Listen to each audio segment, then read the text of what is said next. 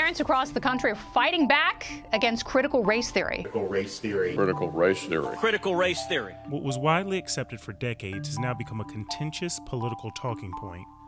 Much of the recent conversation about this, however, started during the Trump administration. Critical race theory, the 1619 Project, and the crusade against American history is toxic propaganda. In 2019, the New York Times published the 1619 Project, a special issue focused on the telling of U.S. history around the effects of slavery and contributions of black individuals. It was conceived of by Nicole Hannah-Jones. We don't teach the history of slavery in our schools.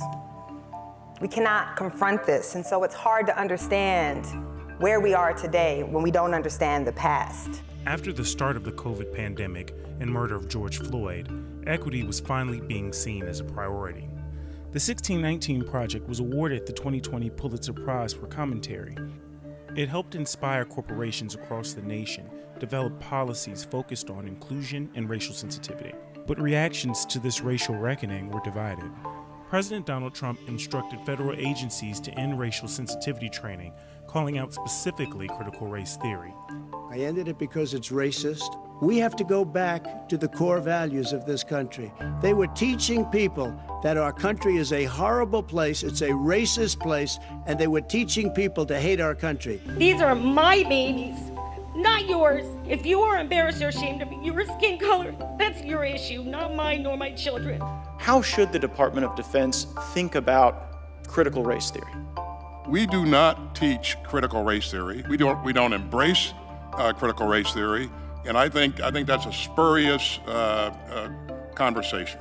Critical race theory is not taught in elementary school. It is barely taught in law schools, frankly, in the level that it should be taught. I mean, look, if some woke CEO, forces foolish training on their employees, maybe their sales go down. But what happens if it harms unit cohesion and morale and esprit de corps in our military? By the summer of 2021, Trump's messaging had reached school board meetings in places like Loudoun County, Virginia, where parents began to protest against CRT. It's an unlawful arrest. I have a First Amendment right. Parents have really taken a deep interest in school board elections.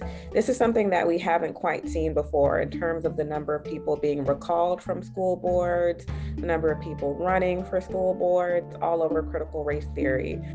A lot of people aren't making the distinction between this is critical race theory and this is just simply teaching about systemic racism. There are people who will say, I've never experienced racism. I'm not really sure if it's as big a deal as others are making it out to be. So let's talk to the two opposing sides. Jonathan Butcher is the Will Skillman Fellow in Education at the Heritage Foundation. Gary Peeler teaches constitutional law at Georgetown University Law Center. He was an editor of Critical Race Theory, the key writings that formed the movement, one of the first books on the subject.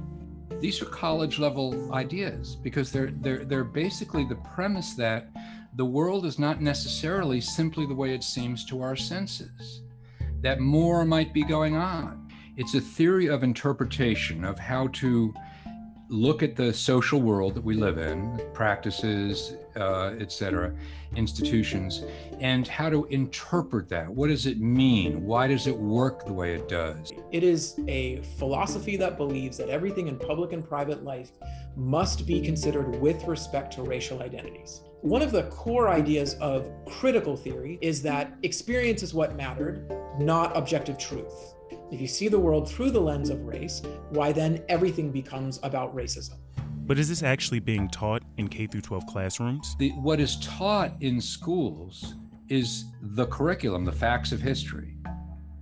The teachers might be influenced by a particular interpretive theory and might teach that way. And in fact, I would say teachers are inevitably influenced by some theory of history. Do you need to experience racism to believe that CRT is a real legal framework and only studied in law school, but that children should have a basic understanding of systemic racism? It's coming down to in terms of just these different interpretations of the same thing. Like, we're all speaking the same language, but what we hear is just vastly different.